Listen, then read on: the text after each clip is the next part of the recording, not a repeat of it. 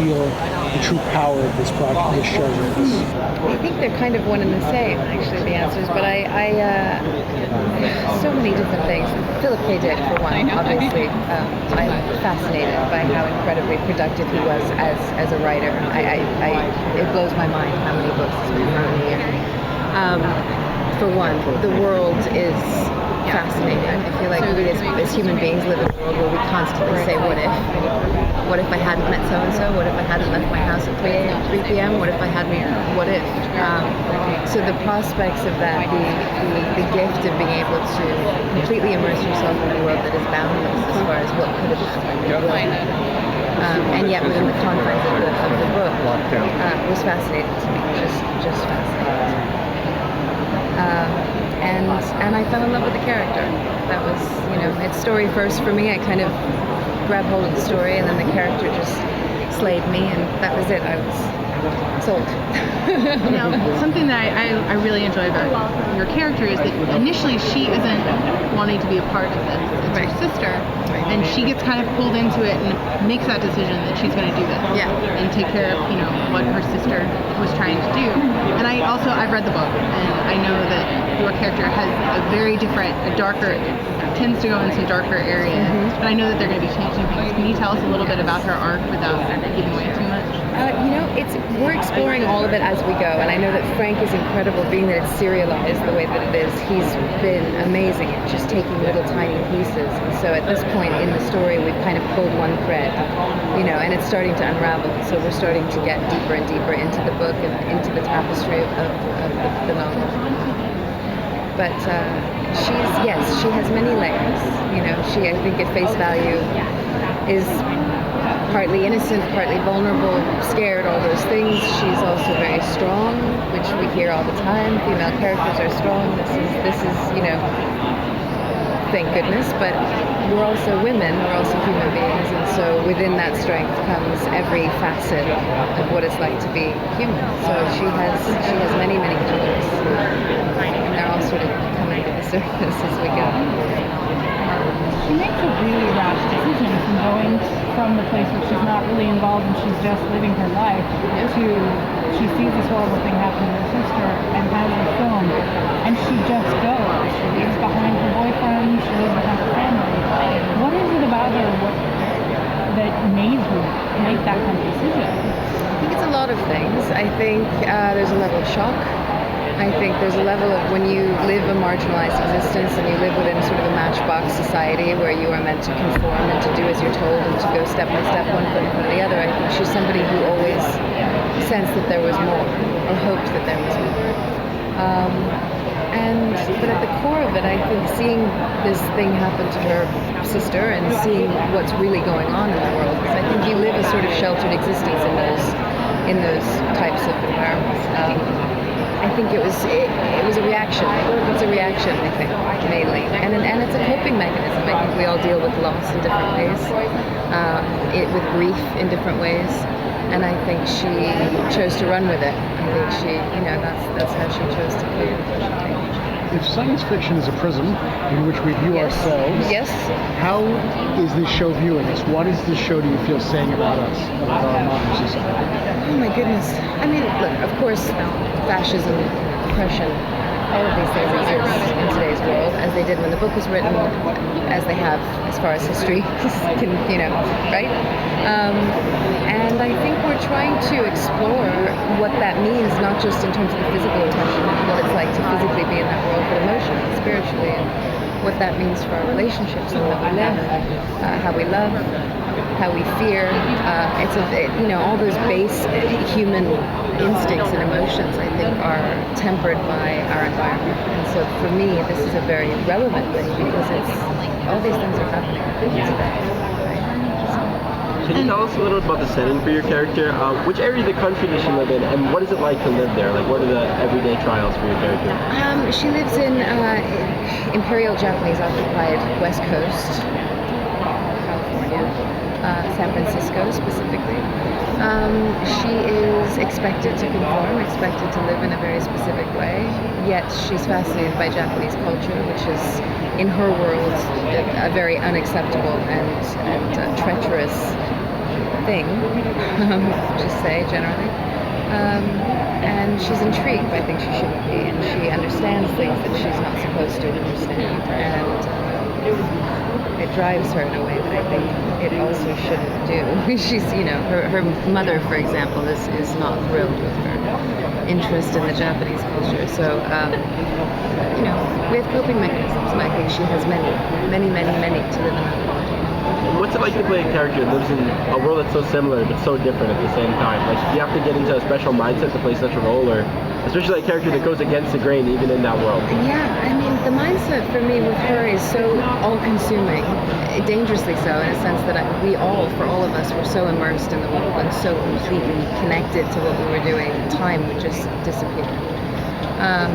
So in terms of finding a way into that, it was oddly very, very easy in some ways, because the world is the world, right? And that the scope of the world is so broad and so powerful that it gives you what you need to travel through that space.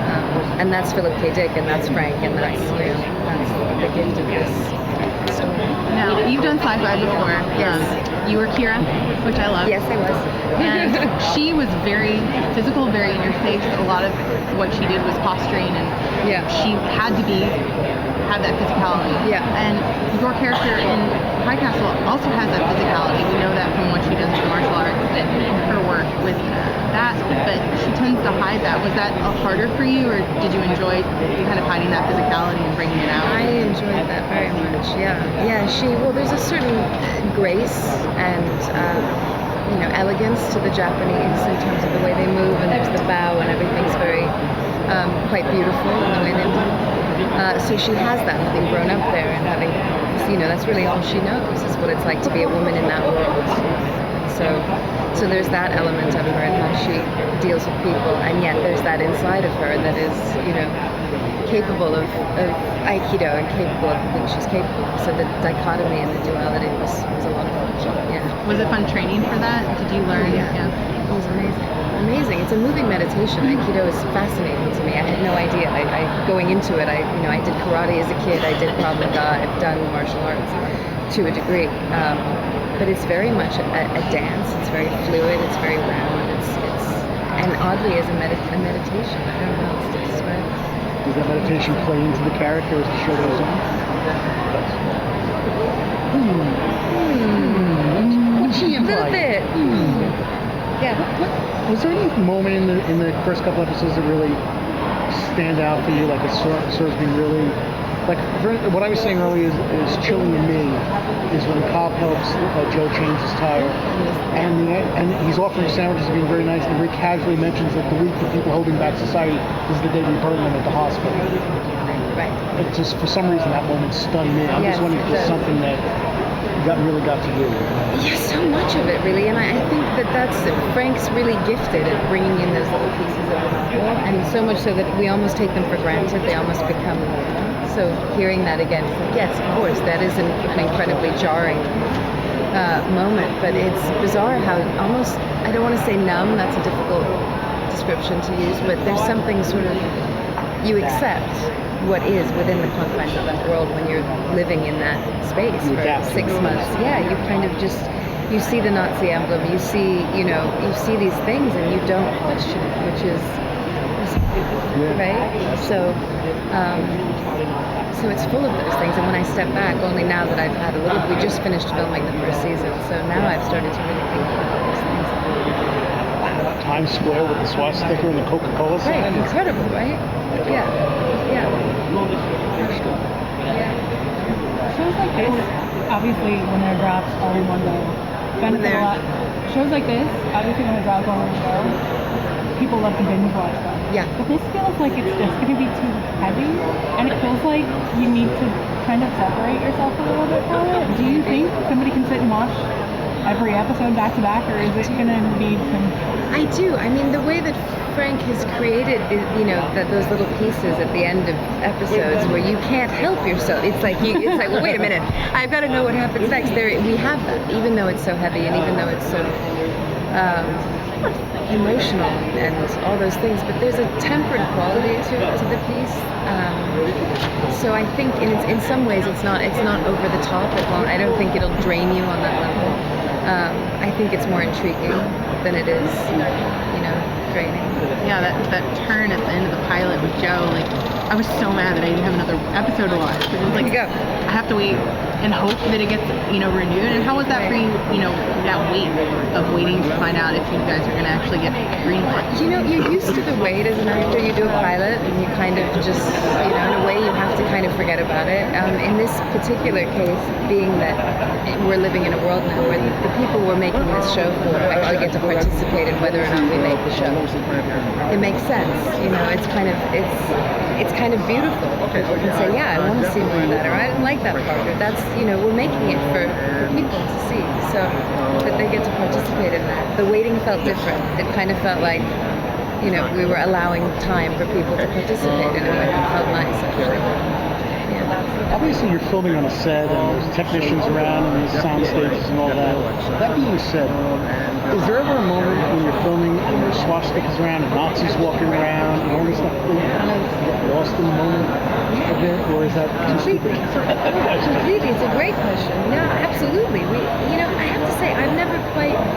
This is such a unique experience, and I think Amazon has really given us a gift because of the nature of it being a new studio, and the fact that they really can take a risk. And they want to. They don't want it to be normal. They don't want it to be something we've all seen. And so within that, there was such freedom. Like sometimes I felt like I was doing a play. There was sometimes no marks. Sometimes, we would just be in a room. You'd be in a room with the actors and within the scene, and there wasn't a sense of rigid, sort of hit the mark and say the line at all. And so the freedom of that is so all-consuming that yes, we would get completely invested in it all the time, which was, and that's, a huge testament to the actors that I'm working with. Yeah, pretty cool. Can you tell us what was Juliana's motivation investigating the newsreel? Her main motivation, her primary? It's such a difficult thing. I think, imagine if you were in that situation, I that's how I related to it. If I saw someone that I loved, get killed in front of me, and this object was put in my hand as a result, the human instinct is to say, what the hell is this? What is it? I gotta know what it is. I think it was instinct. I don't think she had a choice. Well, this alternate Earth thing gets teased out very, very slowly from when it first did, right? Yeah. Okay, so we're not going to get very, very, very slowly. And it's fascinating to us because we don't even know. We're discovering along with the audience what these films mean and where they take us and why and who and so we're on the same journey. So when you see the film the first time, at least for me, because I'm a sci-fi geek, I looked at it and I said, oh my God, they're going to reach out to the other world, and the other world's going to help them fight the Nazis. Right. Well, yeah, but that's what's so much fun about it, is you start going, oh my God, it could be this, it could be that, and that's part of the fun of watching it, I think, is trying to figure it out. Yeah. The move from, obviously on the novel, it's a book, it's a film. Yes. The move from that, how much easier did that make if you need an actor to tell the story, because you can show a much more visceral reaction to a movie than you can to a book that you've got to read about a week. Yeah, I was always so sort of romantically in love with the fact that it was a book within the novel, and having read the novel many years ago before this came up, I loved this idea that there was this forbidden, tomb. But as far as this is a visual medium, this is, we're looking at a television screen or whatever we're watching it on. So it translates so much better, obviously, to do it in that way.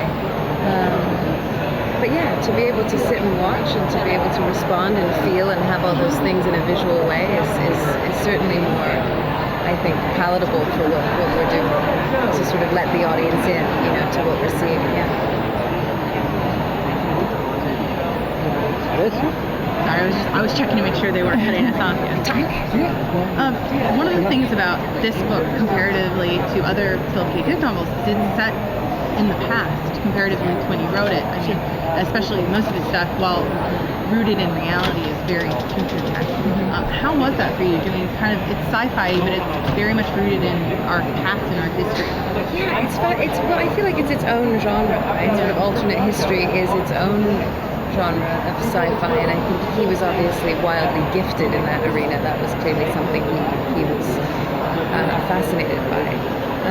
But there are pieces that relate to our history. So there's, before our story, there are facts that still exist today that are real, and so that's sort of, it's very fluid. It's a very fluid, existence within all of it.